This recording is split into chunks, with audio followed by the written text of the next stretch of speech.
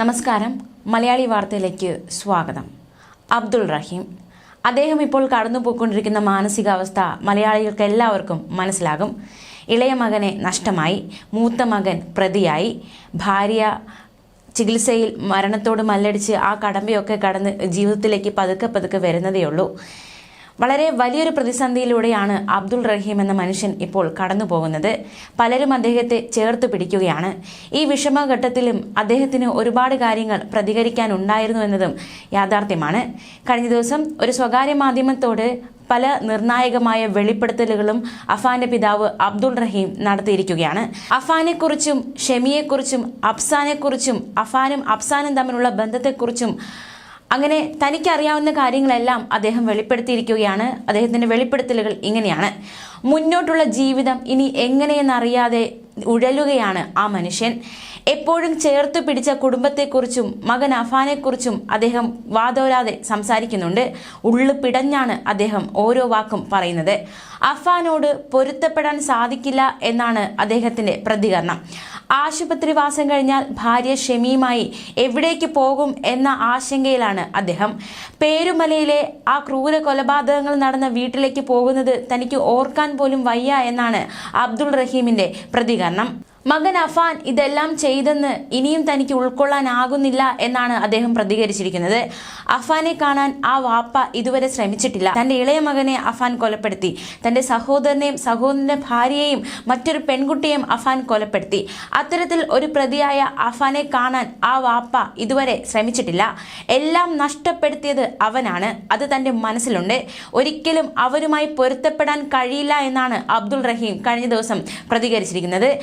നിയമമനുസരിച്ച് മുന്നോട്ടു പോകട്ടെ എന്നും ആ പിതാവ് വെളിപ്പെടുത്തിയിരിക്കുന്നു. കൊലപാതകങ്ങൾക്ക് ശേഷം അഫാനെ താൻ കണ്ടിട്ടില്ല. അവൻ പലതും നഷ്ടപ്പെടുത്തി. ആ വികാരമാണ് അവനോടുള്ളത്. ഈ നഷ്ടങ്ങളെല്ലാം അവൻ കാരണം ഉണ്ടായതാണ്. പൊരുത്തപ്പെടാൻ തനിക്ക് ഒരിക്കലും സാധിക്കില്ല. താൻ ഇവിടെ ഇല്ലാതിരുന്നപ്പോൾ രക്ഷകർത്താവിനെ പോലെയാണ് അഫാൻ അഫ്സാനെ കൊണ്ട് നടന്നത്. എല്ലായിടത്തും കൊണ്ട് നടക്കുമായിരുന്നു. എന്റേതായിട്ടുള്ള സ്നേഹം അവന് നൽകുമായിരുന്നു. എന്നിട്ടും ഇത് പറയുമ്പോൾ ആ പിതാവിന്റെ വാക്കുകൾ ഇടറുന്നുണ്ട്. സന്തോഷം നിറഞ്ഞ ജീവിതമായിരുന്നു തങ്ങളുടേത്. കോവിഡിന് ശേഷമാണ് തനിക്ക് സാമ്പത്തിക പ്രതിസന്ധി ഉണ്ടായത് എന്നാണ് അബ്ദുൾ റഹീം പറയുന്നത്. ബിസിനസ്സിൽ നഷ്ടമുണ്ടായി എങ്കിലും ചിലവിനുള്ള പണം വീട്ടിലേക്ക് അയക്കുമായിരുന്നു. വെഞ്ഞാറമൂട് സെൻട്രൽ ബാങ്കിലെ ഒരു അസിസ്റ്റന്റ് മാനേജർ തന്റെ കുടുംബത്തെ നിരന്തരം പണത്തിന്റെ പേരിൽ ബുദ്ധിമുട്ടിച്ചിരുന്നുവെന്ന് റഹീം വെളിപ്പെടുത്തുകയുണ്ടായി.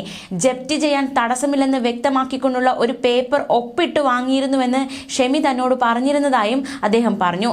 താൻ നാട്ടിലില്ലാതിരുന്ന സമയത്ത് തന്റെ ഒരു കുറവ് വരുത്താതിരിക്കാൻ രക്ഷകർത്താവിനെ പോലെയാണ് അനുജനെ അഫാൻ കൊണ്ടു നടന്നതെന്നും ആ പിതാവ് വിങ്ങലോടെ ഓർക്കുകയാണ്. അഫാൻ ഇങ്ങനെ ആയി എന്ന് തനിക്ക് അറിയില്ല. മകൻ പബ്ജി ഗെയിം കളിച്ചിരുന്നത് മാത്രം അറിയാമെന്നും ഈ പിതാവ് വെളിപ്പെടുത്തി. ഇനി എങ്ങനെ മുന്നോട്ട് പോകുമെന്ന് അറിയില്ല എന്നും അബ്ദുൾ റഹീം ഇടറിക്കൊണ്ട് പറയുകയാണ്. അക്ഷരാർത്ഥത്തിൽ കഴിഞ്ഞ ദിവസം അദ്ദേഹത്തിന്റെ വാക്കുകൾ കേട്ട് കേരളക്കാരെ ഒന്നടങ്കം ഉള്ളിൽ നീറുകയാണ്. അദ്ദേഹത്തെ ചേർത്ത് പിടിക്കുകയാണ് കൂടെയുള്ളവരും, കേരളം ഒന്നടങ്കം. അതേസമയം കൂട്ടക്കൊല കേസിലെ പ്രതി അഫാനെ പോലീസ് വിവിധയിടങ്ങളിൽ എത്തിച്ച് തെളിവെടുപ്പടക്കം കഴിഞ്ഞ ദിവസങ്ങളിൽ നടത്തിയിരുന്നു. ജുഡീഷ്യൽ കസ്റ്റഡിയിലായിരുന്ന അഫാനെ തിങ്കളാഴ്ചയായിരുന്നു കസ്റ്റഡിയിൽ വാങ്ങിയത്. ചോദ്യം ചെയ്യലിന് ശേഷം ചൊവ്വാഴ്ച രാവിലെ കിളിമാനൂർ SHO B ജയന്റെ നേതൃത്വത്തിൽ തെളിവെടുപ്പ് നടത്തിയിരുന്നു. ചുള്ളാളം SN പുരത്തുള്ള അബ്ദുൾ ലത്തീഫിന്റെ, അതായത് അബ്ദുൾ റഹീമിന്റെ സഹോദരൻ അബ്ദുൾ ലത്തീഫിന്റെ വീട്ടിൽ ആണ് ആദ്യം എത്തിച്ച് തെളിവെടുപ്പ് നടത്തിയത്. ഇരു കൊലപാതകങ്ങളും എങ്ങനെയാണ് നടത്തിയതെന്ന് യാതൊരു കൂസലുമില്ലാതെ അഫാൻ വിശദീകരിക്കുന്ന കാഴ്ചയൊക്കെ നമ്മൾ കണ്ടു കഴിഞ്ഞു. ഈ കൊലപാതകത്തിന് ശേഷം മടങ്ങി വരുന്ന വഴി 200 മീറ്റർ മാറി റോഡരികിലെ ആൾപ്പാർപ്പില്ലാത്ത പുരയിടത്തിൽ ലത്തീഫിന്റെ മൊബൈലും കാറിന്റെ താക്കോലും അഫാൻ വലിച്ചെറിഞ്ഞു. ഈ പുരയിടത്തിലായിരുന്നു അടുത്ത തിരച്ചിൽ നടത്തിയത്. 1 മണിക്കൂറോളം മെറ്റൽ ഡിറ്റക്ടർ ഉൾപ്പെടെയുള്ള ഉപകരണങ്ങളുമായി തിരച്ചിൽ നടത്തി. അതിനിടയിൽ കരിയിലകൾക്കിടയിൽ നിന്ന് ഫോണും താക്കോലും കണ്ടെത്തി. ലത്തീഫിനെ കൊന്നിട്ടും പക തീരാത്തതിനാലാണ് അയാളുടെ മൊബൈൽ ഫോണും കാറിന്റെ താക്കോലും വലിച്ചെറിഞ്ഞതെന്ന് അഫാൻ പറഞ്ഞു. തുടർന്ന് പേരുമലയിലുള്ള അഫാന്റെ വീട് ആത്മഹത്യ ലക്ഷ്യം വെച്ച് അഫാൻ എലിവിഷം വാങ്ങിച്ച നാഗുരുകുഴിയിലുള്ള സ്റ്റേഷനറി കട, മുളകുപൊടി, കുപ്പിവെള്ളം, സിഗരറ്റ് എന്നിവ വാങ്ങിയ കട, കൊലയ്ക്കുപയോഗിച്ച ചുറ്റിക വാങ്ങിയ വെഞ്ഞാറമൂട്ടിലെ ഹാർഡ്വെയർ കട, ചുറ്റിക ഒളിപ്പിക്കാൻ ബാഗ് വാങ്ങിയ കട എന്നിവിടങ്ങളിലെത്തിച്ച് തെളിവെടുപ്പ് നടത്തി. ഇതിനുശേഷം കിളിമാനൂർ സ്റ്റേഷനിലേക്ക് കൊണ്ടുപോയി. ബുധനാഴ്ച വീണ്ടും കോടതിയിൽ ഹാജരാക്കി. ഇനി അനുജൻ അഫ്സാൻ, സുഹൃത്ത് ഫർസാന എന്നിവരുടെ കൊലപാതകവുമായി ബന്ധപ്പെട്ടുള്ള തെളിവെടുപ്പിന് അഫാനെ വിട്ടുകിട്ടാൻ കോടതിയിൽ വീണ്ടും അപേക്ഷ നൽകും. എന്തായാലും ആദ്യം ഈ അഫാൻ കൊലപ്പെടുത്തിയത് സൽമ ബീവിയാണ്, അതായത് പിതൃമാതാവ് സൽമ ബീവിയെ. പാങ്ങോടാണ് അവരുടെ വീട്. അതുകൊണ്ട് തന്നെ പാങ്ങോട് പോലീസ് അഫാനെ കസ്റ്റഡിയിൽ വാങ്ങിച്ച് തെളിവെടുപ്പും ചോദ്യം ചെയ്യലും ഒക്കെ നടത്തിയിരുന്നു. ആ ചോദ്യം ചെയ്യലിൽ എന്തുകൊണ്ട് സൽമ ബീവിയെ കൊലപ്പെടുത്തി എന്ന കാര്യം അഫാൻ വെളിപ്പെടുത്തിയിരുന്നു. മാല ചോദിച്ച് നൽകിയില്ല. ഇതിന്റെ പേരിലുള്ള വൈരാഗ്യത്തിലാണ് ഈ ഒരു കൊലപാതകം സൽമ ബീവി, അതായത് അബ്ദുൾ റഹീമിന്റെ മാതാവിനെ കൊലപ്പെടുത്താൻ അഫാൻ തുനിഞ്ഞത്.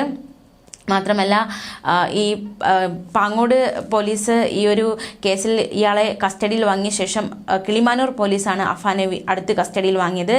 അതായത് ലത്തീഫിന്റെ കൊലപാതകം, ലത്തീഫിന്റെ ഭാര്യ സജിത ബീവിയുടെ കൊലപാതകം, ഇവരുടെ കൊലപാതകവുമായി ബന്ധപ്പെട്ട് കിളിമാനൂർ പോലീസ് ഇയാളെ കസ്റ്റഡിയിൽ വാങ്ങി ചോദ്യം ചെയ്ത് തെളിവെടുപ്പ് നടത്തിയിരുന്നു. ഇനി വെഞ്ഞാറമൂട് പോലീസാണ് പ്രതിയെ അടുത്ത് കസ്റ്റഡിയിൽ വാങ്ങി ചോദ്യം ചെയ്യുക. ഫർസാനയുടെയും അഫ്സാന്റെയും കൊലപാതകവുമായി ബന്ധപ്പെട്ട് എന്തായാലും പ്രതി ഇപ്പോൾ ജയിലിലാണ്. അതിനിടയിൽ ഒരുപാട് കാര്യങ്ങൾ അബ്ദുൾ റഹീമിന്റെ പിതാവിൽ നിന്നും അറിയേണ്ടതായിട്ടുണ്ട്. ആ കാര്യങ്ങൾക്കൊക്കെ കഴിഞ്ഞ ദിവസം ഒരു വ്യക്തത വന്നിരിക്കുകയാണ്. എന്തായാലും ഈ ഒരു സാഹചര്യത്തിലൂടെ ആ കുടുംബം കടന്നു പോകുമ്പോൾ തീർച്ചയായിട്ടും അവരുടെ ഉറ്റവരൊക്കെ അവരെ ചേർത്ത് നിർത്തുന്നുണ്ട് എന്നതും ഏറ്റവും ആശ്വാസകരമായ കാര്യം തന്നെയാണ്. മാത്രമല്ല അഫാൻ അതിക്രൂരമായി ആക്രമിച്ച അഫാന്റെ മാതാവ് ഷെമി കഴിഞ്ഞ ദിവസങ്ങളൊക്കെ ICUവിൽ മരണത്തോട് മല്ലടിക്കുകയായിരുന്നു. കഴിഞ്ഞ ദിവസം അവരെ മുറിയിലേക്ക് മാറ്റി. അവരുടെ ആരോഗ്യനിലയിൽ നേരിയ പുരോഗതി ഉണ്ട് എന്നതടക്കമുള്ള ഡോക്ടർമാരുടെ റിപ്പോർട്ടും വളരെ ആശ്വാസകരം തന്നെയാണ്. എന്തായാലും അതിക്രൂരമായ വെഞ്ഞാറമൂട് കൊലപാതകത്തിലെ ഈ ഒരു കുടുംബത്തിൽ എന്തൊക്കെയാണ് സംഭവിച്ചത് എന്നതടക്കമുള്ള കാര്യങ്ങൾ ഇനിയും ഒരു വ്യക്തത വരേണ്ടതായിട്ടുണ്ട്. എന്തായാലും പിതാവിന്റെ ഈ ഒരു പ്രതികരണം ഈ ഒരു സന്ദർഭത്തിൽ വളരെ നിർണായകമായി മാറിയിരിക്കുകയാണ്. ഫെബ്രുവരി 24-ാം തീയതിയായിരുന്നു അതിക്രൂര കൊലപാതകങ്ങൾ വെഞ്ഞാറമൂട് അരങ്ങേറിയത്. മാതാവ് ഷെമിയെ അഫാൻ എന്ന 23-കാരൻ ആക്രമിക്കുന്നു. അവിടെ നിന്ന് നേരെ ഇറങ്ങി പിതൃമാതാവിന്റെ വീട്ടിലെത്തുന്നു. അവരെ ആക്രമിച്ച് കൊലപ്പെടുത്തുന്നു. അതിനുശേഷം പിതൃ സഹോദരൻ അബ്ദുൾ ലത്തീഫ്, അദ്ദേഹത്തിന്റെ ഭാര്യ എന്നിവരെ കൊലപ്പെടുത്തുന്നു. അതിനുശേഷം തന്റെ കാമുകിയെ വീട്ടിലേക്ക് വിളിച്ചു വരുത്തി കൊലപ്പെടുത്തുന്നു. എല്ലാത്തിനും ഒടുവിൽ തന്റെ പ്രിയപ്പെട്ട അനുജനെയും അതിക്രൂരമായി കൊലപ്പെടുത്തുന്നു. അഫാൻ എന്ന 23-കാരൻ ഓടി നടത്തിയ ആക്രമണങ്ങളും കൊലപാതകങ്ങളും കുടുംബത്തെ മാത്രമല്ല കേരളക്കരയെ ഒന്നടങ്കം നടുക്കിയിരിക്കുകയാണ്. എന്തായാലും ഈ ഒരു സന്ദർഭത്തിൽ വളരെ വേദനയോടെ ആയിരിക്കുന്നത് അഫാന്റെ മാതാപിതാക്കൾ തന്നെയാണ്. തീർച്ചയായിട്ടും അവർ വളരെ വലിയൊരു തീച്ചൂളയിലൂടെയാണ് ഇപ്പോൾ കടന്നു പോയിക്കൊണ്ടിരിക്കുന്നതെന്നതും ഇവിടെ വളരെ ശ്രദ്ധേയമാണ്. ഈ ഒരു സാഹചര്യത്തിൽ അവരുടെ വാക്കുകൾക്കും വലിയ ഒരു പ്രാധാന്യമുണ്ട് എന്നതും ശ്രദ്ധേയമാണ്. ന്യൂസ് ഡെസ്ക് മലയാളി വാർത്ത.